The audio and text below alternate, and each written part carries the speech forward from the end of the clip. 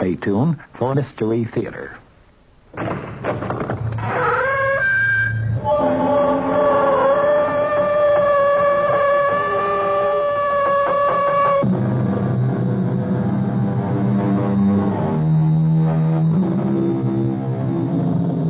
Come in. Welcome. I'm E.G. Marshall. We have another story designed to hit you right between the ears. Murder, of course, is a common, everyday subject of the mystery story. But we promise you that this one murder has an entirely new kind of definition. You've heard the expression, being of two minds. Well, Joe Vincent, our hero, or should I say our victim, is very definitely a man who could be described that way. The only trouble is, one of those minds seems to be bent on homicide. Our mystery drama, My Own Murderer, was written especially for the Mystery Theater by Henry Slesser and stars Mandel Kramer. It is sponsored in part by Anheuser-Busch Incorporated, Brewers of Budweiser, and Buick Motor Division. I'll be back shortly with Act One.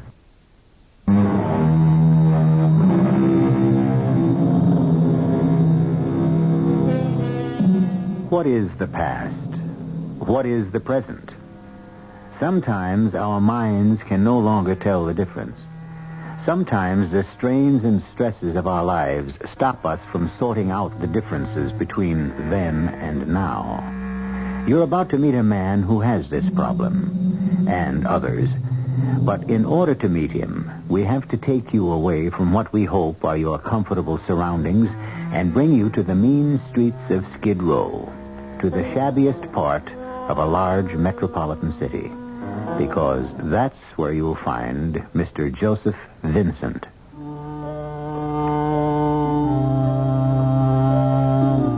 I woke up. There was nothing unusual about waking up. I've been doing it all my life. But lately, waking up has been the beginning of a nightmare, not the end.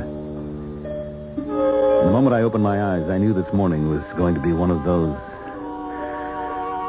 days when I'd have to face that terrible emptiness again, that frightening jump between the real and the unreal. Because when the cold light of morning oozed through the dirty panes of the window in front of me, when I finally made sense out of the strange angles and unfamiliar shapes that formed my surroundings, I realized that I was in a room I'd never seen before. It was a hotel room, probably. They were always hotel rooms, foul-smelling boxes.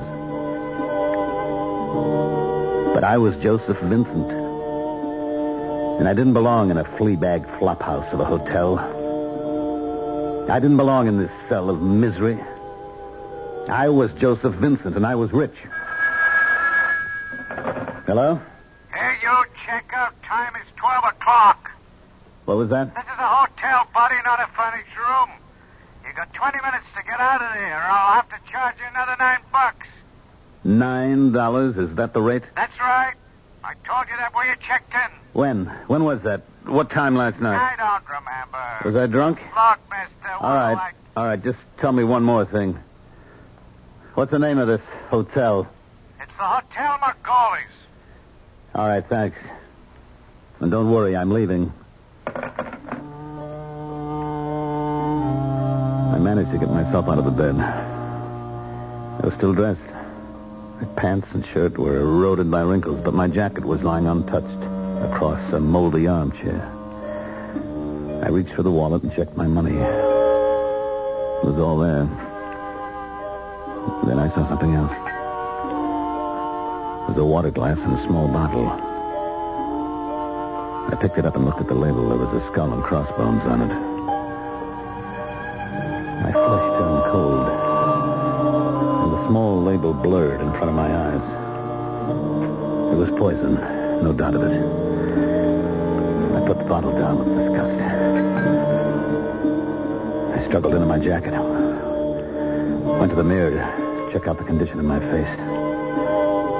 And there it was once more, the same familiar sight, the letters written in soap across the face of the mirror. And the message was signed as it always was, but this time the words read, "Next time you die."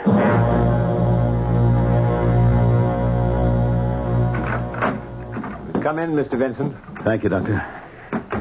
Please sit down. Thank you. Why don't we begin with the obvious? Tell me how you got my name. Well, you may not be flattered, Doctor, but I found it in a directory, a medical directory in the library.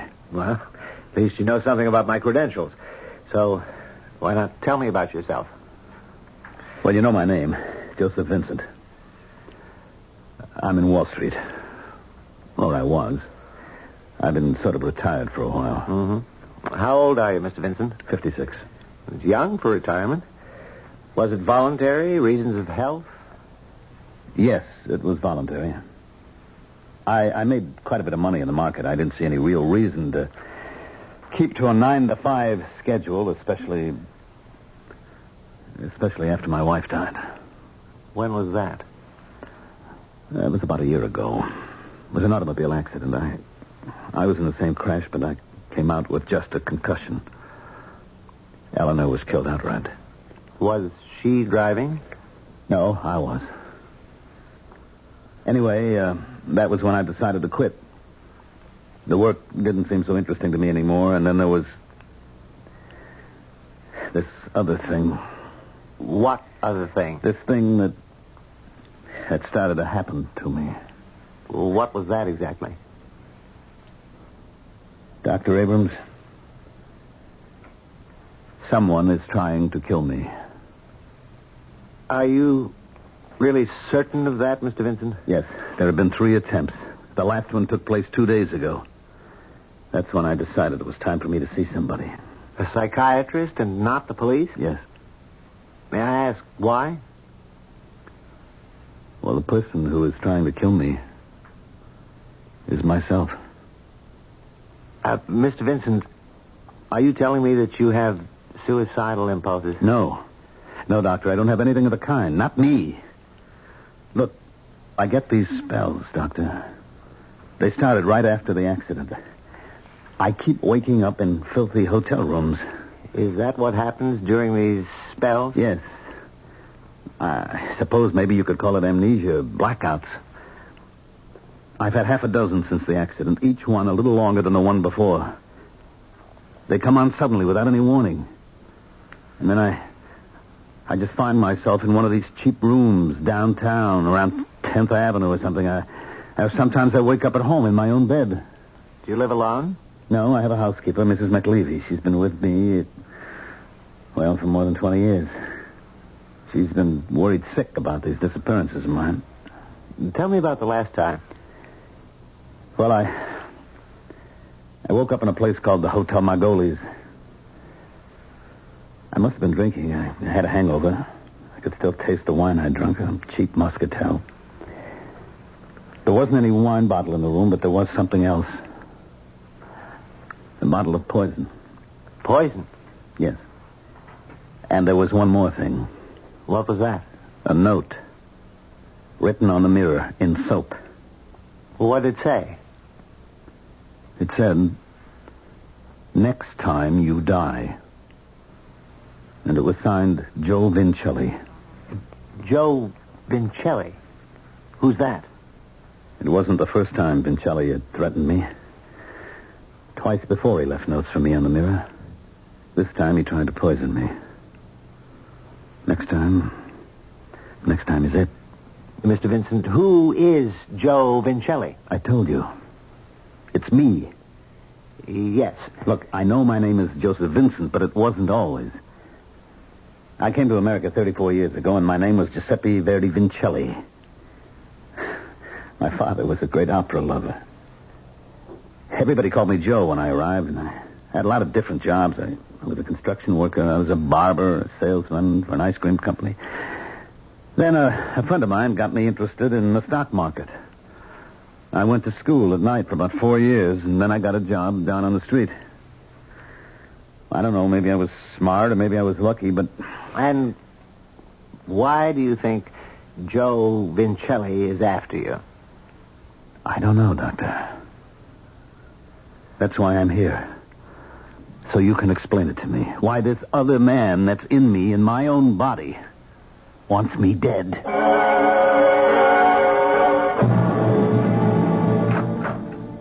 Dr. Abrams? Yes, Penny? I just wanted to remind you that Mr. Vincent will be here at 4 o'clock. Oh, yes, I remember all too well. You don't sound very happy about it.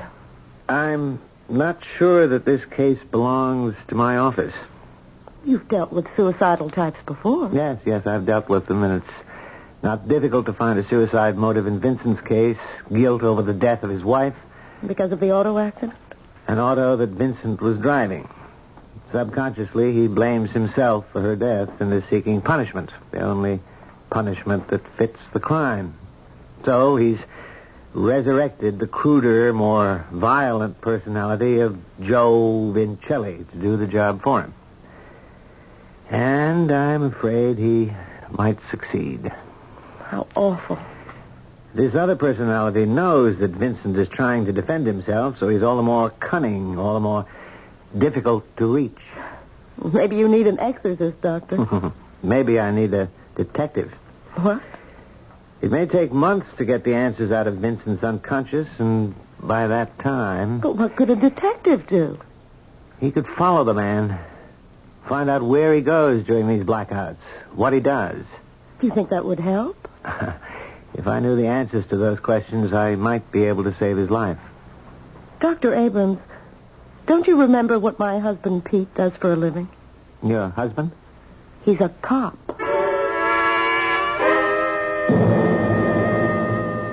I don't understand what you intend to do, Dr. Abrams. Well, I know it's unorthodox, Mr. Vincent, but I think the problem is critical enough to warrant some unusual tactics. That's why I wanted you to meet Mr. O'Connor. Just call me Pete, Mr. Vincent. Pete is my nurse's husband. At the moment, he's on leave from the police force. I've got a minor disability. A junkie stabbed me in the side last month. But don't worry. I can get around just fine. Well, what do you intend to do? Arrest Joe Vincelli?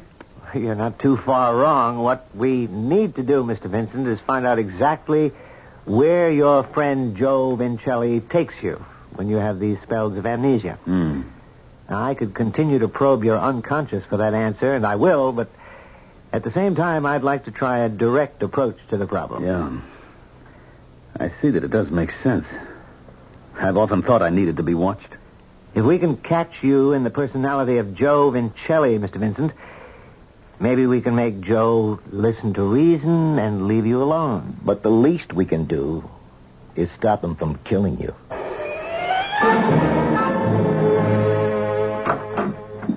Just wanted to say good night, Dr. Abrams. Good night, Penny. See you tomorrow.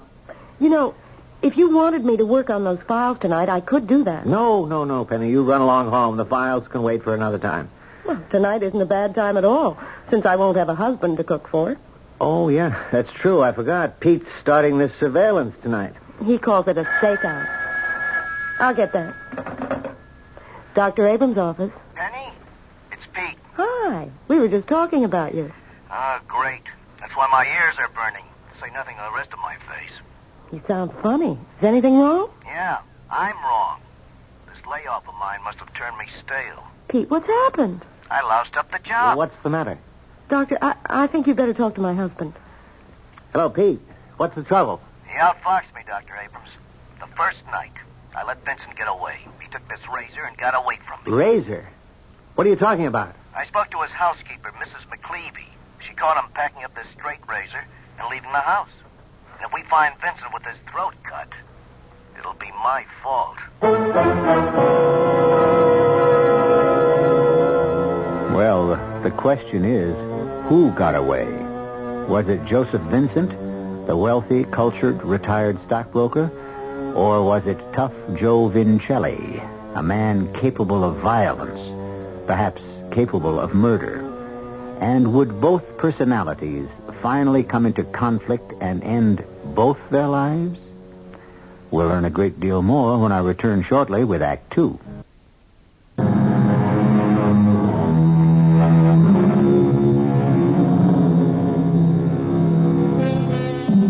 Joseph Vincent has disappeared, and in the offices of Dr. William Abrams, a gloomy trio has gathered to determine their next step. None of them certain that Joseph Vincent hasn't already known the vengeance of his alter ego, Joe Vincelli. I don't know how I could have been so stupid. The boys in the station house hear about this. They won't let me back. Stop blaming yourself, Pete. No, it's my fault, really. I should have warned you that something like this could happen. Yeah, but the very first night of my stakeout. Well, that's something I never figured. It's something that Joseph Vincent's alter ego figured, however. Pete, how did it happen exactly? Well, I was sitting outside in my car, and I saw Mr. Vincent leaving his house. So I started the engine. Well, that's when he waved to me and came over. Well, what did he say? He just said he was walking around the corner to the newspaper store. Did he look the same, sound the same? Exactly. I couldn't see anything wrong with the guy at all. He fooled me, Penny. He wasn't Joseph Vincent at all. It was this other guy, Joe Vincelli. Well, what did you do when he didn't return? I went looking for him, of course, but he was nowhere in sight. So I figured he hopped a bus or a taxi. His car was still out in front. That's right. Well, anyway, that's when I decided to go into the house and talk to Mrs. McLeavy. His housekeeper? Right.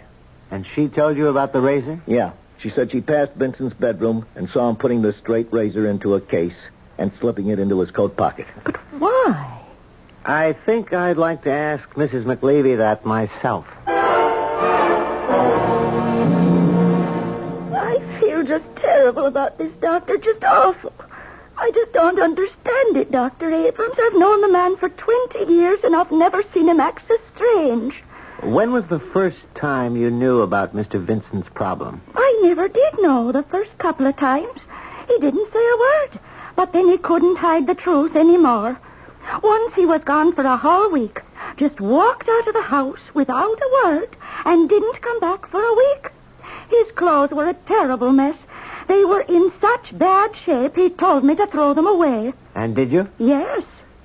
Did you notice anything unusual about the clothes? I mean, any strange markings, perhaps something in the pockets? Well, there was one thing. What was it? Well, I'm a little bit ashamed to say. No, please, Mrs. McLeavy, it might be important. Well, it was a calendar. One of those. Those?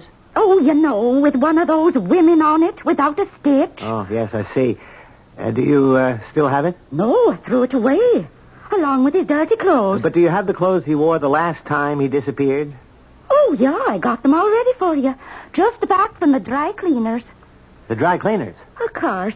I sent them out just as soon as he came back. Oh, Mrs. McLeavy, we wanted those clothes just the way they were. Well, I can't imagine why you'd want dirty clothes, Doctor. Well, never mind. I'll take them just the way they are. I'll get them for you. Oh, Mrs. McLeavy. Yeah? One more thing.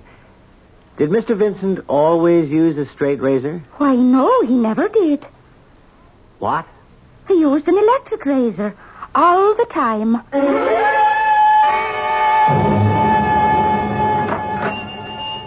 Hey, Joe!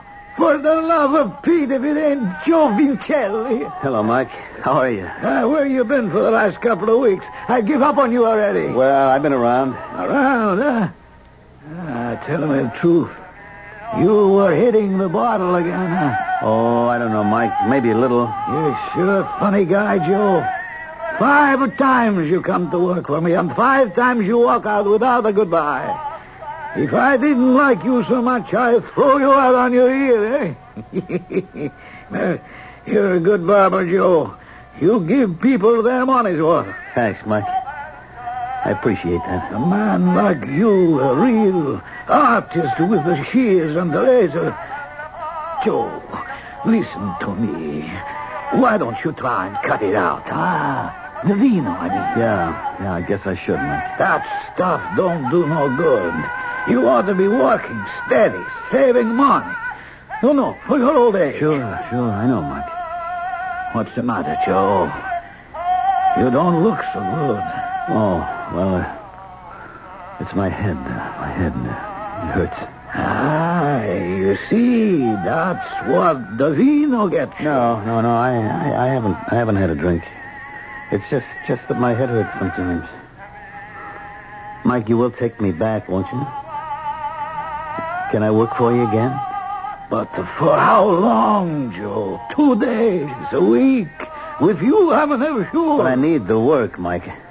I don't know what I'd do with myself if I didn't work. Okay, Joe, okay. I could never say no to a good barber. You got the job. Thanks, Mike. And listen, You bring your old razor, Joe, huh? Or you hawk it, maybe? No, I didn't hawk it, Mike. I got it right here. I wish you wouldn't look like that, Dr. Abrams. I'm sorry, Penny. I can't help blaming myself for what's happened. That's fine. I've got a husband who blames himself and a boss who blames himself. Maybe it was wrong to handle it this way. Maybe we should call the police. Pete is the police, and he really doesn't think you have grounds to involve them, Doctor. That man is carrying a murderer around with him. Well, I suppose so. But I can't help wondering. Well, it all seems pretty obvious to me about where Mr. Vincent goes when he has these blackouts. All right, where? Well, you know the old expression, cherchez la femme? Yes, I know. Find the woman. Don't you think that's the most likely explanation?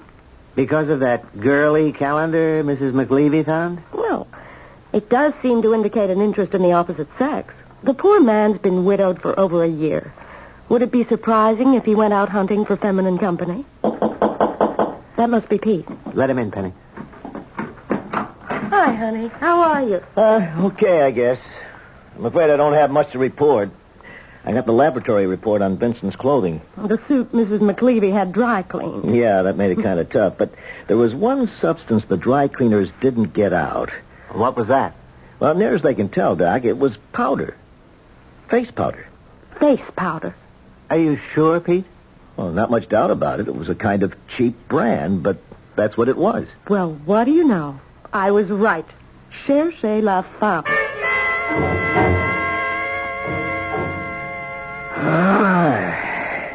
Nobody gives us a shaver like you, Joe. You really got the touch. Oh, thanks, Mike. It's worth it to be having you work here. Just so you can give me a shave. Hey, Joe, you son of a gun, so you're back. Oh, hi, Phil. How are you, Joe? Where you been lately? I missed you, old buddy. Oh, I've been away. Last time I saw you were hitting that vino pretty hard. Oh, you're a bad boy, Joe. You know that gin and vino don't mix. That's right. Hey, we played gin rummy together, didn't we? Hey, how you like that? Doesn't even remember. Took $50 off me and he can't remember a thing. Hey, good for you, Joe. Teach you these young punks that lesson. Well, how about when your great shaves, Joe? Oh, no, I'm sorry. I'm not working anymore today. You mean you're quitting so soon? Yeah, Joe has got the headache. Oh, that's too bad, Joe. Hey, listen, if you feel like relaxing, how about coming over to my place? My girl Anita is there. She'll fix us a little pasta or something, and maybe we could play a friendly game of gin. Well, I don't know. Hey, Joe, no. Maybe you better go home and lie down for a while. Home? Well, yeah, you got some place to stay, don't you? Hey, come on, Joe. Give me a break. Let me try to win back some of that bread. All right, Phil. I'll give you a chance. Just let me get my coat. Hey, great. I'll wait for you outside. Hey, listen, Joe. You really think it's a good idea? Oh, sure. Why not? Oh, you don't know that guy. What are you doing playing cards with a guy you don't even know? I've got to do something, Mike. I can't just eat and sleep. A guy's got to do something. Well, I just hope you know what you're doing.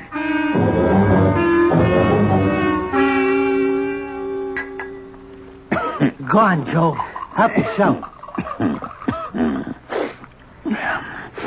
Boy, these cards are really lousy. They'll look better after a little more vino, Joe. Looks to me like you boys need a fresh bottle. No more from me. Don't you like the stuff, Joe? Maybe I shouldn't drink anymore. My head feels like a tom-tom. Hey, maybe it's the red stuff. Hey, Anita, how about breaking out that Chablis? How's that sound, Joe? Yeah, okay. Hey, I'll give you the 8 of hearts. Oh, that's nice of you, Joe.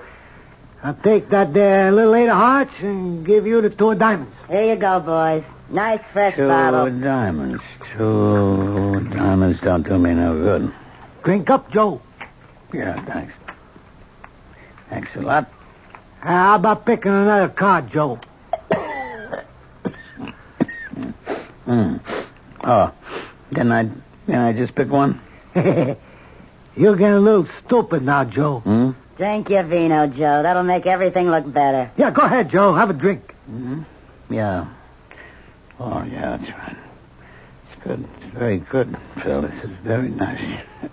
Oh. Oh, careful! Hey, Joe. Yeah, he's out like a light. Dead to the world. Hey, come on. Give me a hand with him. What are you going to do, Phil? You don't know what I'm going to do, baby. I'm going to make sure that Mr. Vincelli is really dead to the world.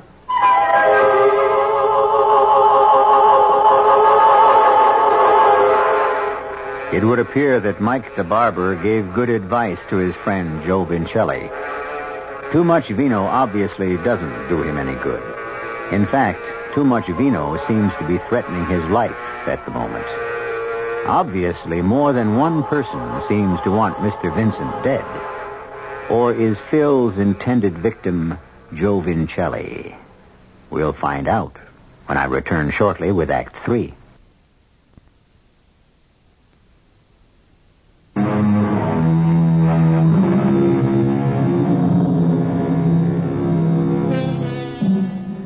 Joseph Vincent has disappeared, and a man who used to call himself Joe Vincelli has taken over his body, returning to the trade he knew as a young man. But Joe Vincelli has encountered another young man who doesn't seem to like barbers and is about to do something about it. At the same time, in the office of a psychiatrist named Dr. Abrams, a worried trio ponders the problem. I can tell you one thing. Vincent didn't take a taxi when he walked around that corner. I checked it out with the Hack Bureau. No cabbie in the vicinity picked up a guy that fits his description that night. Therefore, he either walked to where he was going or he took a bus. Let's face it, we're at a dead end. Don't use that word. You really think the guy's a menace to his own life, Doctor, huh? Well, he hasn't been my patient long enough for me to answer that, but based on his past history, I'd say the chances are pretty good. I'll get it. Dr. Abrams' office. Who? Yes, he's here. Pete, this call is for you. Oh. A man named Halsey. Oh, yeah, it's Sam Halsey from the lab. Hello, Sam? Yeah. Uh-huh. How many did you say? Well, that's peculiar, huh? Yeah, sure. Well, thanks a lot, Sam. I really appreciate this. So long. What was that all about? Well, the laboratory isn't still working on those clothes of Vincent, are they? No, not the suit that was dry cleaned, but I found another suit in Vincent's closet. I kind of, borrowed it to see if we would turn up the same kind of face powder. Did you? No, but Sam says they found something else. They found hairs on the suit. Small particles of hair. Mm-hmm. Blonde or brunette? Well, that's the crazy part. They found both. And some redhead, too. Wow. Did you say he wasn't a Romeo? Now, wait a minute. If they were small particles, Huh? Of course, I just remembered what Vincent told me about his early life in this country. What did he say? He had several jobs here before he got into the stock market, and one of them was barber. Barber? Hey, that would explain it all right. The small bits of hair. And that calendar he brought home that time. Where's a better place to pick up a girly calendar than a barber shop? And that face powder on his clothes. Oh, that's it. He goes to a barber shop. I'd say he probably works there. And that would explain why he packed that straight razor of his. It's probably the same razor he used when he started shaving guys in America. But why in the world does he want to work in a barber shop? He's a rich man. But he's not a rich man when Joe Vincelli takes over his body. He's the poor immigrant all over again doing the same work he did then. So all we've got to do is find out which barber shop he works in. He's sure to be working under his old name, Vincelli. But there must be 1,000 barber shops in this city. We can't call all the barbers. Well, if we're lucky, we won't have to call them all. We'll find the one where Mr. Vincelli is working.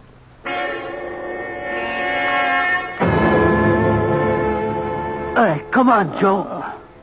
You can make it, old buddy. Just a few steps more. Hey, what is this? You're bringing that wino back here? What's the matter? Don't this hotel want customers? Not like that one. He won't be any trouble. He'll just sleep it off. Yeah, well, just make sure he's got enough money to pay the room rent. You don't have to worry about my pal. Yeah, maybe you better pay for it in advance. Okay, sure, friend. Anything you say. As long as I can make sure my boy Joe is all right.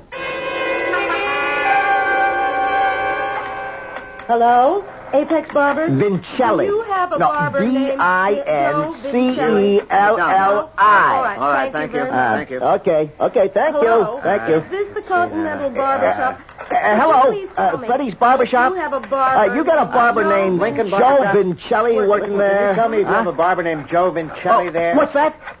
Hey, Doc, Penny, I got him. Never mind. Yeah, I understand. But can you tell me where he went? Isn't he there? No, he took off this afternoon with a friend. Does he know where the friend lives? He said he doesn't know. Hello? Listen, are you the owner? Yeah, it's very important that we find Mr. Vincelli. Well, but you must have some idea. Pete, tell him we'll come down there and talk to him in person.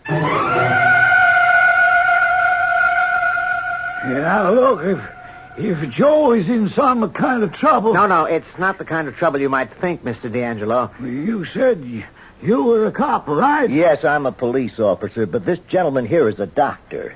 Joe Vincent's doctor. Who's Joe Vincent?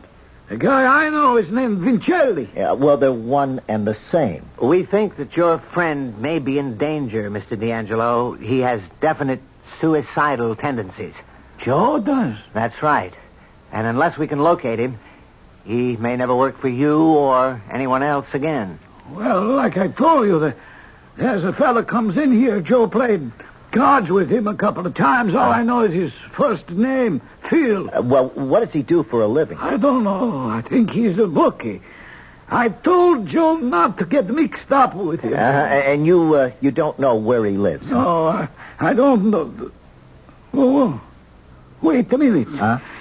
He has got a girlfriend in the neighborhood named Anita French. Maybe she can tell you where he is. That's it, Joe. That's all it's going to take. Just turn on the heater and let some nice gas into the room. Sure, Joe. Hey, you just lie back and take it easy. Now, just one more thing. Gotta get the soap. Here it is.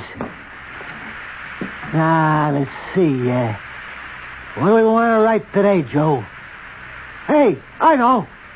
Just one word today, Joe, okay? Just one word.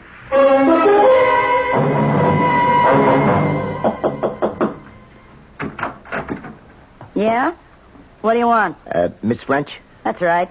Police, Miss French. Police, what did I do? Oh, nothing, miss. We just want to ask you a few questions. Well, maybe we come in? Yeah, I guess so. Well, looks like there's been a card game here, huh? Is that why you're here, on a gambling bust? Well, forget it.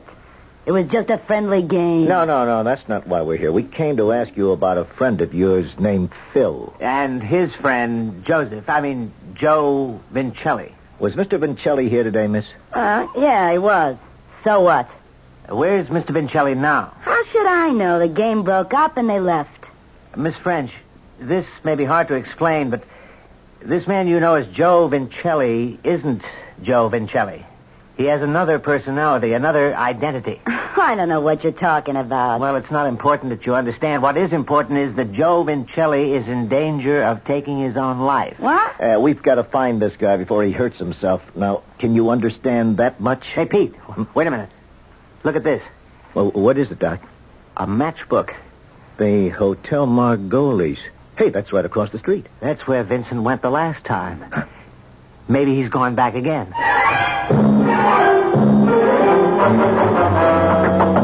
Mr. Vincent! Joe! Are you in there? He might be asleep. Or worse. Come on, you. Open the door. All right. Oh, good Lord, it's gas. Turn that heater off. The window open.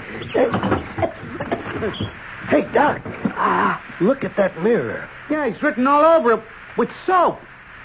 Hey, is he dead? No, he's still alive. All right, get him out in the hall, quick. Give me a hand. Okay. Yeah, come on. Yeah, you sure he's breathing? Yeah, he's okay. Mr. Vincelli. I'd sure like to know what's going on here. Shut up. Come on. Dr. Abrams. So you? Yeah. Yes, it's Dr. Abrams. Oh. Do you know who you are? Yes, I'm Joseph Vincent. Wow. Well, that's something, anyway. Hey, Doc. Do you see what it says on the mirror? Yes.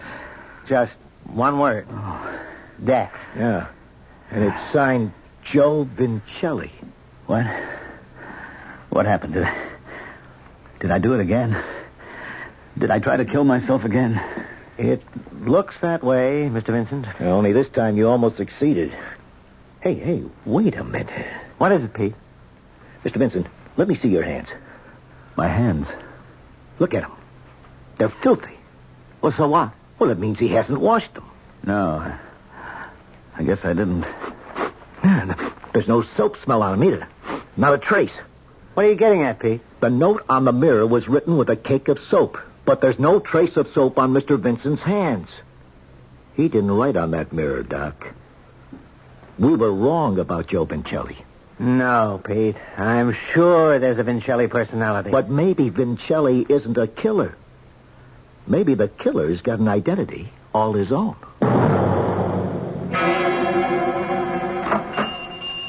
Hi, Mike. Oh, hello, Phil. Nita said you called her. Something about my buddy Joe. Yeah, that's right. I'm afraid Joe won't be around to shave you no more, Phil. No kidding. Disappeared again? Yeah. Hey. Yeah. But look, I don't want to lose a good customer. You sit down. I show you I can give you as good a shave. Okay, Mike. I want to take a chance. Poor Joe. He really liked this vino too much. Yeah, I'm afraid so. Here, let me put this towel around you. Hey, is he going to be okay? You know? I'm afraid it's a kind of serious field. Hey, this lather too hot for you? No. It's fine. Well, go on, Mike. Tell me a worst. I'll tell you the worst, Phil. Hey, Joe, what are you doing here? Hand me that razor, Mike. I'll take over. Yeah, sure, Joe. And I'll be in the back if you need me. Wait a minute. What's the matter, Phil? Huh?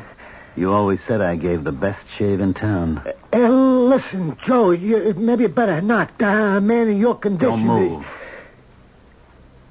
Razor is a very delicate instrument, you know that? Joe, take it easy, huh? One wrong move here, you could kill a man in 2 seconds. Joe, Feel how sharp that blade is against your throat? Oh, I keep my razor sharp, Phil. Get that thing away from me! Wouldn't move if I were you. What is this? You know what it is, Phil. I'm not Joe Vincelli anymore. I'm Joseph Vincent now. And Joseph Vincent doesn't remember how to handle a razor anymore. Hey, you're crazy. Not as crazy as you thought I was. I thought it was Joe Vincelli who wanted me dead. But it was you.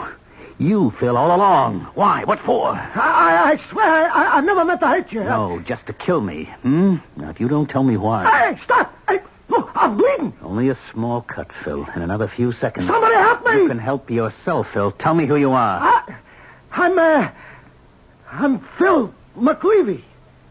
McLeavy? I'm your housekeeper's son. Mrs. McLeavy's son? I don't believe you. She wouldn't do anything like this. She doesn't know anything about it. It was all my idea. What idea? Stop it. Hey, stop it, will you? Look at the blood. Talk or I'll kill you. Okay.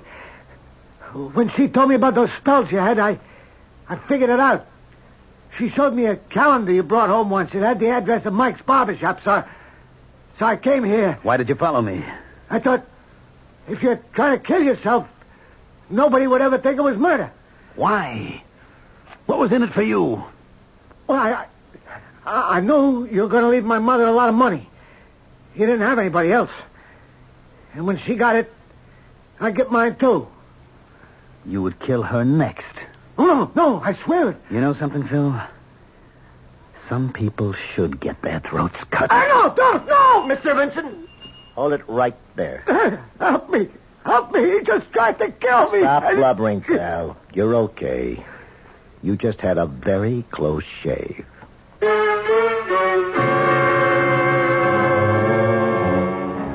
They say that barbershop shaves are becoming a lost art. And if that's the kind of shave they're handing out these days, I can well understand. Of course, we hope the barbers in our audience aren't offended. Personally, we think there's only one thing more relaxing than an afternoon in a barber's chair.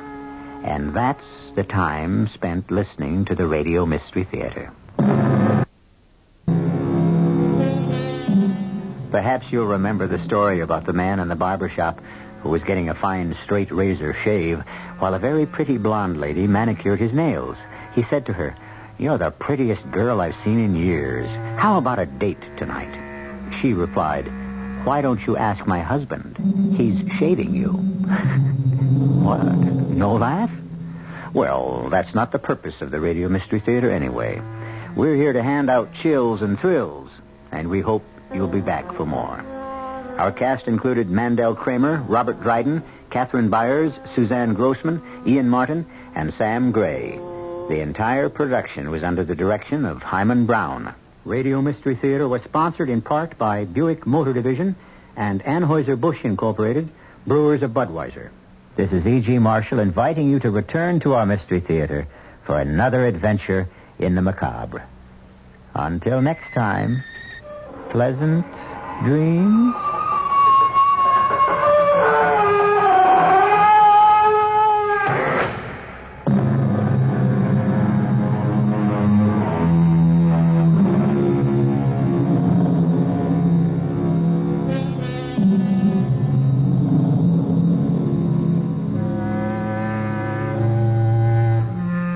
Tonight's WR Mystery Theater was also brought to you in part by ShopRite Supermarkets, where you get a lot more for a little less. The preceding program is furnished by the Columbia Broadcasting System.